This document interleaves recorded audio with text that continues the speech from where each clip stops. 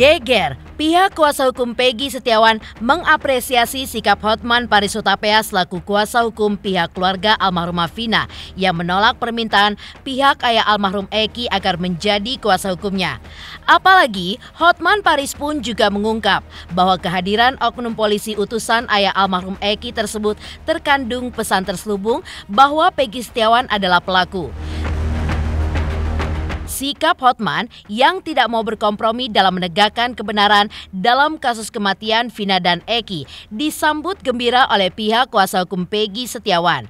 Lantas benarkah pihak Peggy Setiawan dan pihak Hotman Paris sama-sama melihat adanya sebuah sinyal bahwa ada upaya beberapa pihak yang hendak menyederhanakan kasus pembunuhan Vina dan Eki dengan menuduh Peggy Setiawan sebagai pelaku guna melindungi beberapa DPO yang diduga adalah pelaku sebenarnya.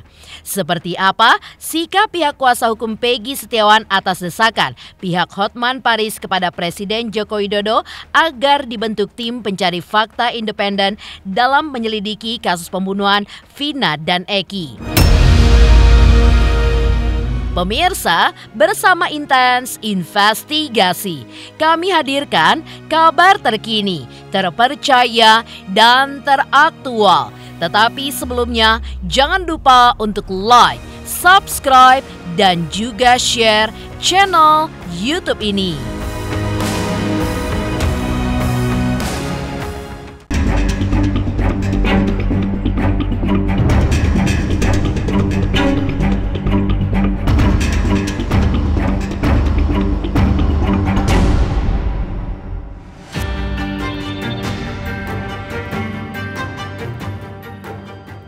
Sikap tegas Hotman Paris selaku kuasa hukum keluarga almarhumah Vina menolak menjadi kuasa hukum ayah almarhum Eki Ibtu Rudiana terungkap setelah Hotman mengaku beberapa hari lalu dirinya didatangi seorang oknum polisi yang mengaku sebagai utusan dari ayah almarhum Eki dan memintanya menjadi kuasa hukum.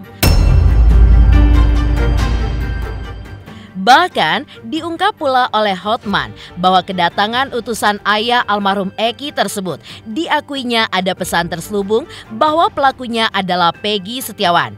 Sikap tegas Hotman Paris untuk menolak permintaan pihak ayah almarhum Eki tersebut sangat diapresiasi oleh pihak kuasa hukum Peggy Setiawan.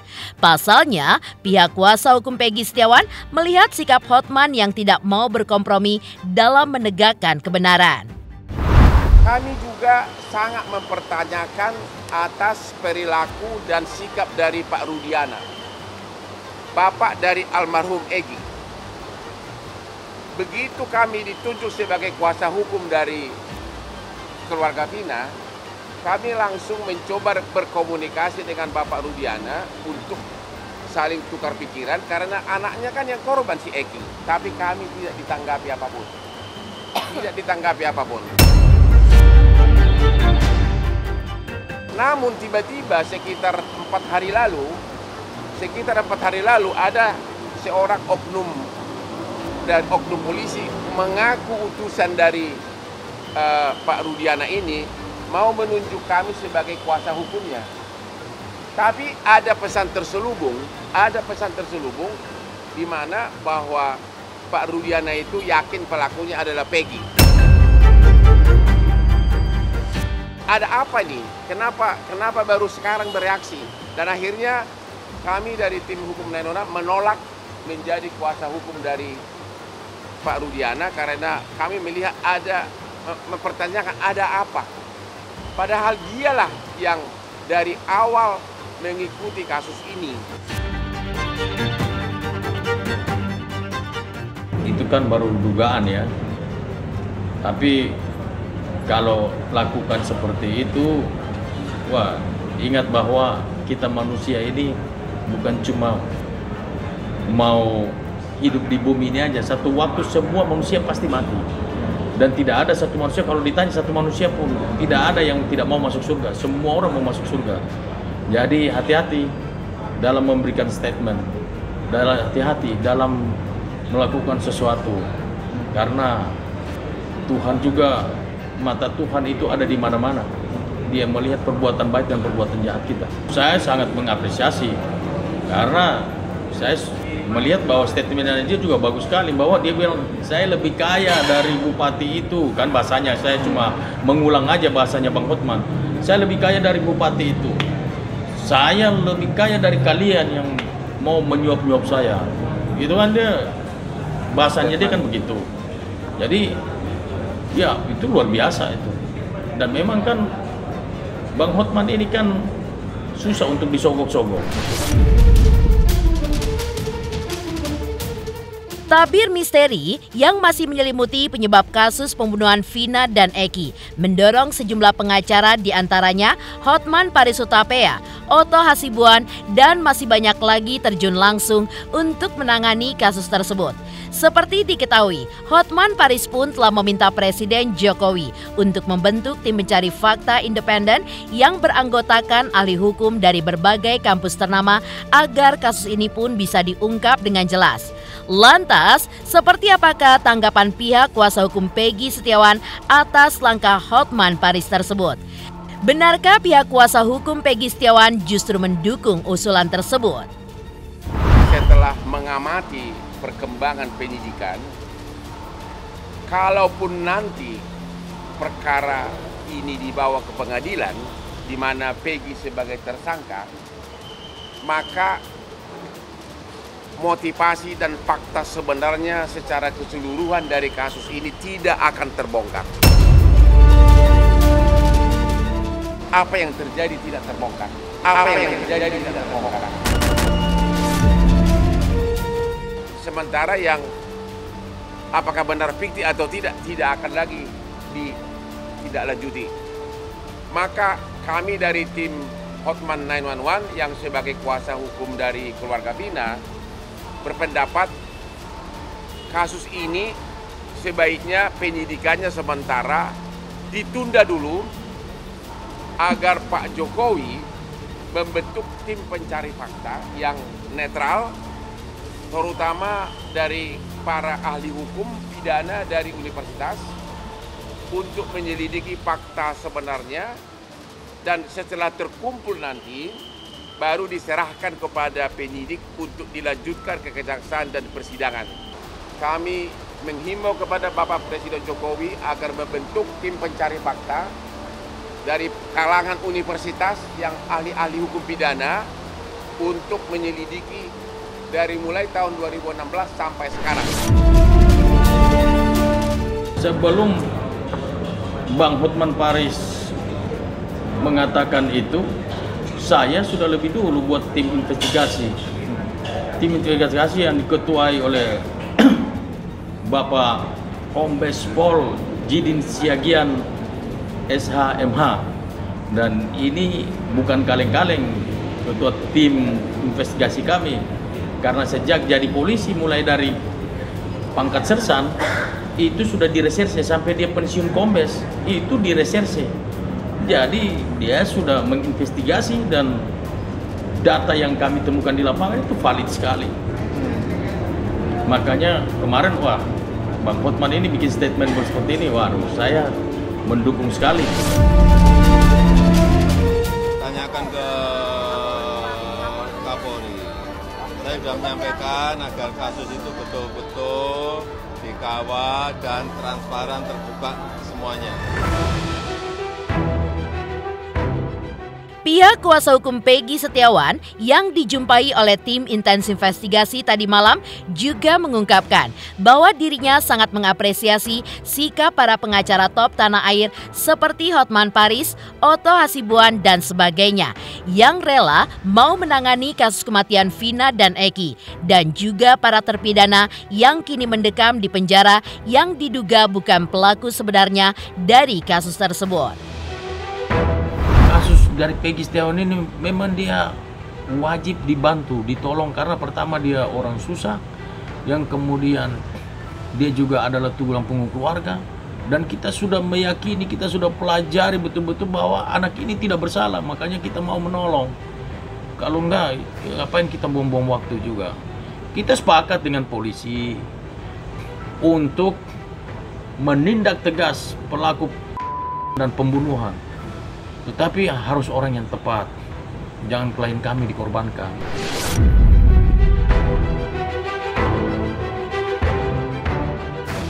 kami dari tim kuasa hukum PEGI sangat berterima kasih sekali kalau Pak Otto Hasibuan mau membantu menolong si tersangka. Itu ya sah-sah aja, kami senang kalau beliau mau bergabung dengan kami. Tapi tentunya pastikan kita sudah memulai dari awal. Jadi ya beliau menyesuaikanlah dengan situasi kita sekarang ini. Pada waktu 2016 dulu itu adalah pernah menerangkan hal-hal yang sesungguhnya tidak sesuai dengan yang fakta yang sebenarnya. Tapi dua diantaranya tetap konsisten dengan apa yang sebenarnya, yaitu adalah saudara Okta dan saudara Saifuddin. Konsisten. Ini konsisten, dua orang ini. Sedangkan yang Pramudi ini, Pramudia dan Teguh datang ke kami dan tadi bertemu di atas menceritakan bahwa sesungguhnya apa yang saya ceritakan yang dulu itu tidak benar. Dan bermaksud untuk mencabut semua keterangan mereka dan akan menyatakan yang sebenarnya. Oleh karena itu, kami minta, kami tidak mau mengatakan membela, menyalahkan polisi, tidak begitu cara berpikir kami. Kami menginginkan, sudah terlalu banyak kejadian-kejadian seperti ini. Termasuk Jessica Wongso, kasusnya sekali sudah lihat sampai masuk di Netflix. Kalau Presiden mengatakan sekarang turun tangan, jelaslah kan beliau sebagai pimpinan negara tidak ingin negara kita ini selalu gaduh.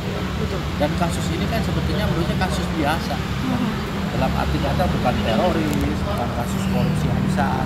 Kasus biasa, tapi hanya karena sekian lama kemudian diviralkan melalui film, ya, ini menjadi kasus yang menarik perhatian, ya, yang membuat bergulir terus seperti bola salju, ya, jadi bergulir liar. Ya. Nah, mudah-mudahan kita bisa selesaikan. Kerasnya perjuangan pihak kuasa hukum Peggy Setiawan untuk mendapatkan keadilan bagi klien mereka ditandai dengan langkah hukum yang diambil. Diakui bahwa 2 hari lalu, pihak kuasa hukum Peggy Setiawan pun telah mendaftarkan gugatan pra-peradilan kasus penangkapan atas Peggy Setiawan oleh Polda Jawa Barat ke Pengadilan Negeri Bandung, Jawa Barat. Lalu, seberapa besar peluang pihak Peggy Setiawan nantinya bisa menang dalam gugatan pra-peradilan tersebut?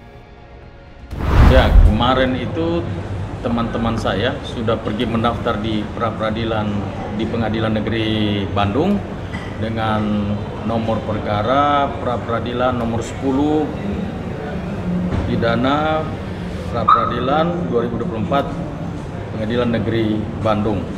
Mungkin bisa dilihat Peggy Setiawan. Nah, ini nomor ya.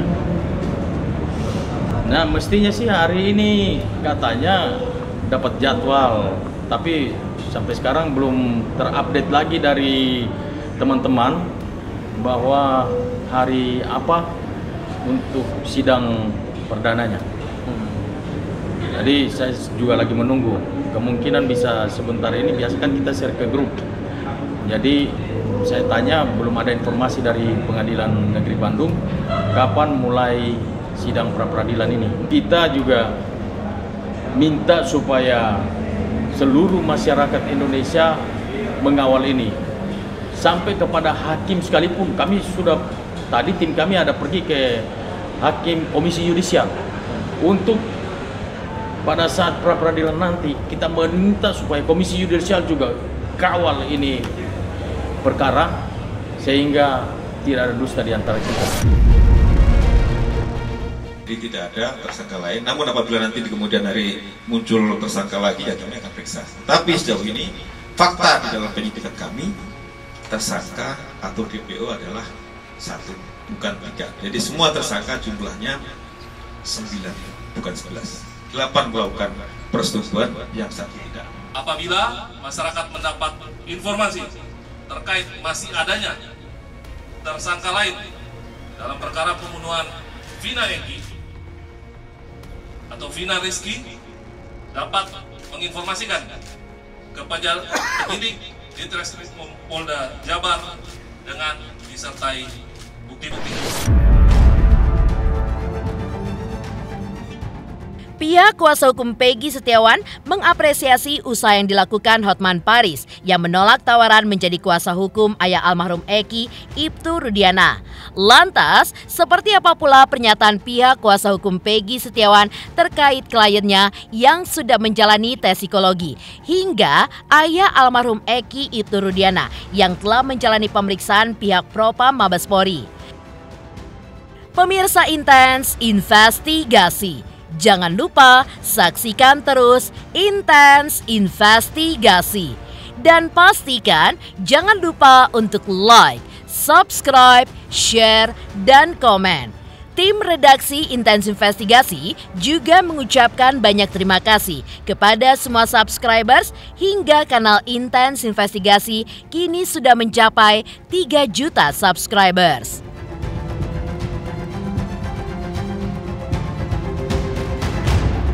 Halo, aku Hanum Romantio, ayo subscriber Intens Investigasi 3 juta subscriber.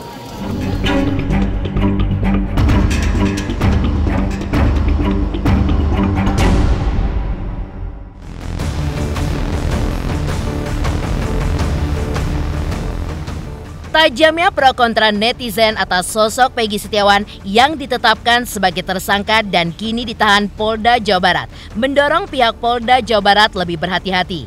Karena itulah, baru-baru ini untuk lebih memastikan lagi bahwa Peggy Setiawan adalah Peggy alias Peron yang menjadi DPO polisi selama ini telah dilakukan tes psikologi terhadap Peggy Setiawan.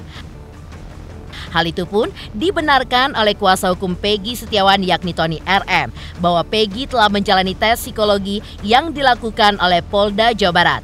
Upaya tersebut awalnya ditolak oleh pihak kuasa hukum Peggy, tapi akhirnya dilakukan lantaran bertujuan untuk melihat 3 aspek dari sosok Peggy Setiawan.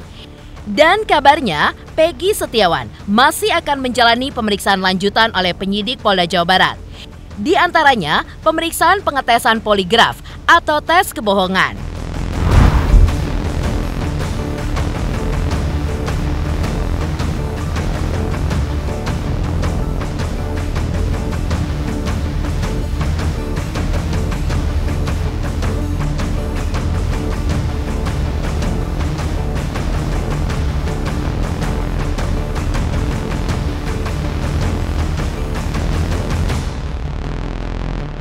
Hari ini, hari Minggu tanggal 9 Juni 2024 ini, tadi Peggy Setiawan dilakukan pemeriksaan psikologi yang terakhir ya. Jadi kemarin sama hari ini yang terakhir. Nah, pemeriksaan psikologi ini memang kami tim penasihat hukum Peggy Setiawan awalnya menolak ya. Artinya karena apa sih urgensinya kan? Dikhawatirkan penyidik mencari-cari kesalahan ya terhadap klien kami dengan cara memeriksa psikologi. Tetapi kemudian setelah diskusi dengan penyidik, dengan psikolog ya kemarin, nah penyidik menyampaikan bahwa perlu dilakukan pemeriksaan psikologi terhadap Peggy Setiawan lebih kepada tujuannya supaya penyidik lebih hati-hati ya, tidak asal menduga bahwa Peggy Setiawan ini sebagai pelaku. Masuk akal akhirnya kami penasihat hukum mengizinkan ya kepada penyidik dan psikolog untuk melakukan pemeriksaan psikologi terhadap Peggy Setiawan untuk melihat intelijensi atau kognitif ya, intelijensi atau kognitif yaitu kecerdasan atau fungsi otak. Kemudian yang kedua ada afeksi. Afeksi ini untuk menjabarkan tentang suatu perasaan untuk mendapatkan respon yang baik. Kemudian yang ketiga ada motorik ya. Jadi motorik ini melihat atau memeriksa pengendalian dan pengaturan fungsi-fungsi organ tubuh. Dari 3 hal yang dilihat oleh psikolog ini, tujuannya adalah pribadi Peggy Setiawan ini apakah nanti ia berpotensi ya bisa melakukan tindak pidana atau tidak ya, itu terjemahan kami ya. Untuk hasilnya sendiri sih memang masih lama 14 hari, tetapi melihat Peggy Setiawan yang memang karakternya itu sabar ya, kemudian tidak temperamen, kemudian konsisten orangnya ya, tegar ya, maka kami melihat bahwa insya Allah dari pemeriksaan psikologi ini ya, psikolog bisa menilai dan penyidik juga bisa memahami, bisa menilai juga bahwa Peggy Setiawan bukanlah tipikal orang yang mudah melakukan tindak pidana, dalam hal ini melakukan pembunuhan terhadap korban Eki dan Vina. Tak hanya itu, Tony RM, pihak kuasa hukum Peggy Setiawan, juga menanggapi kabar bahwa ayah almarhum Eki, Ibtu Rudiana, telah diperiksa oleh Propam Mabes Polri sebagaimana diungkap oleh Direktur Eksekutif KP3. Tak hanya Ibtu Rudiana, bahkan 18 penyidik kasus pembunuhan Vina dan Eki Cirebon 8 tahun lalu kabarnya juga diperiksa oleh pihak Propam Mabes Polri. Pemeriksaan tersebut dilakukan oleh pihak Propam Mabes Polri untuk memastikan apakah proses hukum yang telah dilakukan pada tahun 2016 itu sudah sesuai dengan prosedur atau tidak. Alhamdulillah tadi juga kami baru dari Propam, kami bicara dengan Pak Kadif dan juga stafnya luar biasa kerjanya, dan sudah ada 18 orang yang diperiksa sampai hari ini. Penyidik dan Bapak R. Ini loh. Bapak R ya, Rudiana kalau saya mau bilang itu. Nah, dan ada kemungkinan saya mendesak kepada pimpinan Mabes Polri, Pak Kadif Propam, kalau perlu sampai ke tingkat bintang. Dan juga kita berharap agar kemudian siapapun yang terlibat dan ada indikasi, periksa, panggil. Karena ini bicara apa? Melecehkan 3 lembaga negara dan negara. Jadi bahaya.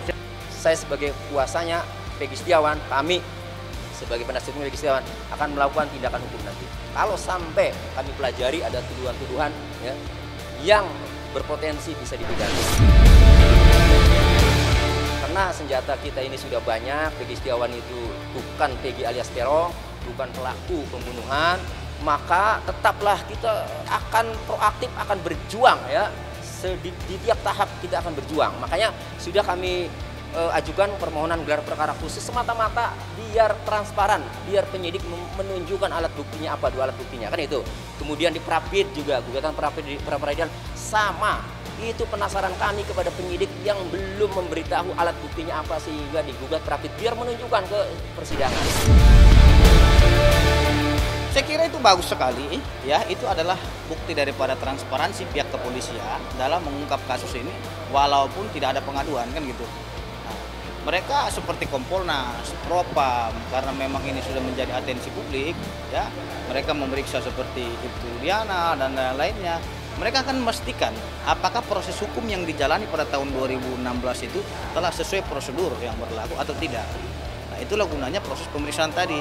Kalau tidak dilakukan audit kan pihak Propam tidak tahu apakah ini sudah sesuai dengan standar prosedural. Nah, saya kira untuk pemeriksaan standar prosedur ini sudah melalui tahapan sampai persidangan. Gitu loh. Kalau memang ditemukan adanya bukti baru pelanggaran yang dilakukan oleh kita katakan Pak Rudiana, itu pasti akan ada sanksi yang diberikan oleh Polri. Pemirsa Intens Investigasi, jangan lupa saksikan terus Intens Investigasi. Dan pastikan jangan lupa untuk like, subscribe, dan juga share.